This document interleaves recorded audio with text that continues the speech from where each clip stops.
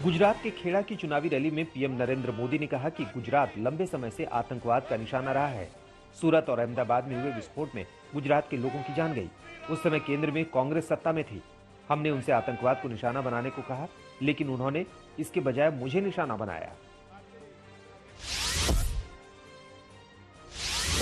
लंबे समय तक आतंक के निशाने पर रहा है। सूरत हो, अहमदाबाद हो, इन शहरों में सीरियल बम धमाकों में बहुत से गुजरात के मेरे भाई बहन मारे गए थे। कुछ महीने पहले अहमदाबाद कोर्ट ने इन गुनहगारों को गंभीर सजा दी है। गुजरात चाहता था कि आतंक का ये खेल खत्म होना चाहिए। खेड़ा की रैली में पीएम मोदी ने दिल्ली में हुए बाटला हाउस एनकाउंटर का जिक्र करते हुए कहा कि इस घटना को लेकर कांग्रेस नेता आतंकियों के समर्थन में रो पड़े थे। आतंकवाद भी कांग्रेस के लिए वोट बैंक है। अब सिर्फ कांग्रेस ही नहीं, ऐसी कई पार्टियां उठ खड़ी हुई हैं जो शॉर्टकट और तुष्टीकरण की राजनीति में यकीन रखती हैं। इसके साथ पीएम मोदी ने सर्जिकल स्ट्राइक पर सवाल उठाने वालों पर भी हमला बोला। अब भारत आतंकियों के घर में घुसकर उन्हें खत्म करता है, लेकिन कांग्रेस हो या वोट बैंक के भूखे कुछ दल, ये लोग सर्जिकल स्ट्राइक पर भी सवाल उठाते हैं, हमारी सेनाओं के सामर्थ्य पर भी सवाल उठाते हैं।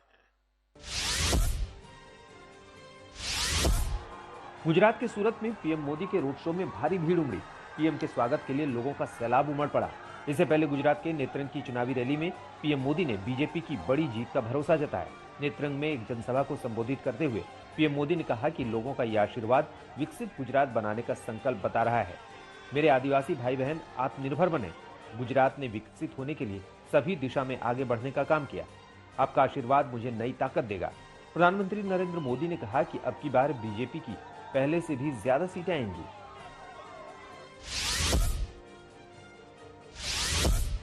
दिल्ली के सीएम अरविंद केजरीवाल ने सूरत में बड़ी भविष्यवाणी कर डाली। केजरीवाल ने सूरत में एक प्रेस कॉन्फ्रेंस कर अपनी पार्टी की जीत का दावा किया। उन्होंने लिखित में दावा किया कि उनकी पार्टी भारी बहुमत से गुजरात की सत्ता में आएगी। केजरीवाल ने कहा कि मेरी राजनीतिक समझ से सभी वाकिफ हैं। मैंने आज तक जब भी कुछ लिखकर दावा किया है वो पूरा सच हुआ है। उन्होंने कहा कि दिल्ली के चुनाव में कांग्रेस को 0 सीट और पंजाब में आपकी सरकार का मेरा दावा भी सच साबित हुआ था। बताओ, एक आम आदमी गुजरात के अंदर ये नहीं बता सकता कि मैं इसको वोट दे रहा हूं कि उसको वोट दे रहा हूं। क्या डर का माहौल है गुजरात के अंदर। गलत तो नहीं कह रहा जी? मैं तो अब ये कह रहा हूं कि सड़क पे ये जो सर्वे करने वाली कंपनियां आ रही हैं पूछने लोगों से, जितने भाजपा बोल रहे हैं वो वोट झाड़ू को देने वाले हैं। और देख लेना, कुछ चमत्कार ही होने वाला है इस बार। परिवर्तन।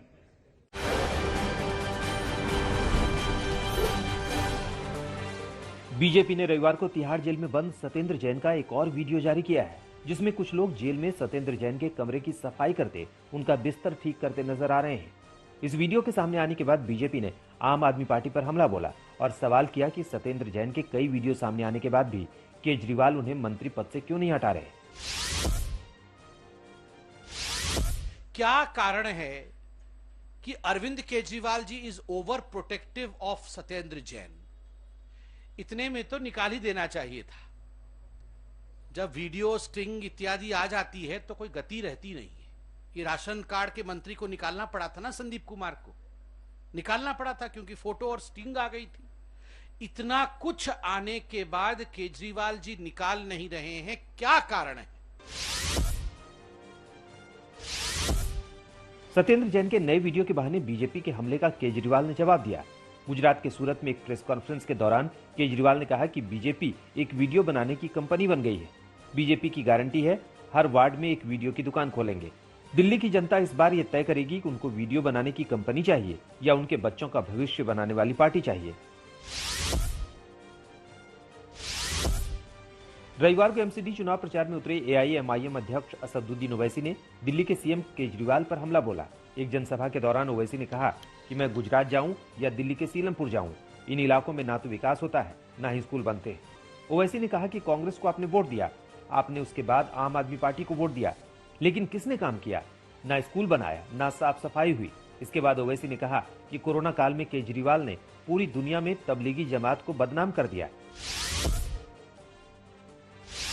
एक बात यहाँ पे नजर आती है कि जिस बस्तियों में, जिस इलाकों में अल्पसंख्यक समाज, मुसलमान या दलित या आदिवासी रहते हैं, वहां पर विकास के नाम पर कुछ काम नहीं करवाया जाता। वहां पर खुली मोहरियां नजर आएंगी, वहां पर गंदगी नजर आएंगी, वहां पर कचरे के अंबार और पहाड़ नजर आएंगे, साफ पीने के पानी का कोई इंतजाम नहीं, वहां पर बच्चों की तालीम के लिए स्कूल नहीं। महाराष्ट्र में चंद्रपुर जिले के बल्लारशाह रेलवे स्टेशन पर फुट ओवर ब्रिज का एक हिस्सा गिर गया। ब्रिज की ऊंचाई 60 फीट थी और हादसे के समय लोग इससे गुजर रहे थे। ब्रिज का हिस्सा टूटते ही लोग 60 फीट की ऊंचाई से रेलवे पटरियों पर गिर गए। इस हादसे में 20 यात्रियों के घायल होने की खबर है।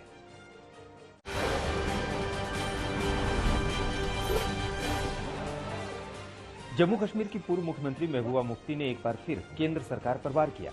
पीडीपी चीफ महबूबा मुफ्ती ने कहा है, कश्मीर संविधान के जरिए भारत से जुड़ा है, लेकिन बीजेपी ने संविधान को ही नष्ट कर दिया है। भारत सिर्फ बीजेपी का नहीं है।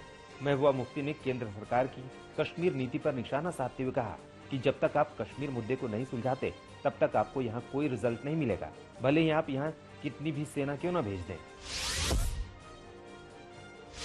हमने आपके साथ दिल का रिश्ता जोड़ा, इस मुल्क के साथ आईन का रिश्ता जोड़ा, जिसकी आपने धज्जियां उड़ा दी।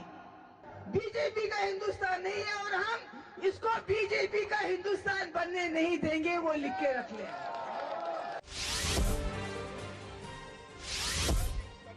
केंद्रीय मंत्री गिरिराज सिंह ने एक बार फिर देश में जनसंख्या नियंत्रण कानून बनाने की मांग की है। एक कार्यक्रम के दौरान गिरिराज सिंह ने कहा कि देश में जनसंख्या नियंत्रित करने के लिए कानून बनाना बेहद जरूरी है। गिरिराज सिंह ने कहा कि अगर एक कानून नहीं बना तो देश में न सामाजिक समरसता और न एकता बचेगी और न ही देश का विकास हो पाएगा। आज भारत के लिए सामाजिक समरसता के लिए, आर्थिक ऊंचाई पर जाने के लिए साधन सीमित है। इन सीमित साधन में भारत को चौतरफा विकास के लिए जनसंख्या नियंत्रण कानून लाना जरूरी है। चाइना 1 मिनट में 10 बच्चे और भारत में 1 मिनट में 30-31 बच्चे। यूपी के सीएम योगी आदित्यनाथ आज मैनपुरी में रैली करेंगे। बड़ी बात यह है कि योगी आदित्यनाथ की रैली अखिलेश यादव के विधानसभा क्षेत्र करहल में होगी। मैनपुरी में 5 दिसंबर को लोकसभा उपचुनाव के लिए वोट डाले जाने हैं। समाजवादी पार्टी ने इस सीट पर डिंपल यादव को उम्मीदवार बनाया है। चुनाव के ऐलान के बाद ये योगी आदित्यनाथ की पहली रैली होगी। मैनपुरी में उपचुनाव से पहले समाजवादी पार्टी ने इटावा के डीएम और एसएसपी को हटाने की मांग की है। समाजवादी पार्टी के 5 सदस्यीय प्रतिनिधिमंडल ने चुनाव आयोग से मुलाकात की और आरोप लगाया कि प्रशासन की ओर से जसवंत नगर विधानसभा क्षेत्र में जनप्रतिनिधियों को धमकाया जा रहा है। एसपी नेताओं ने आरोप लगाया कि दोनों अफसरों के रहते मैनपुरी में निष्पक्ष चुनाव नहीं हो सकता है।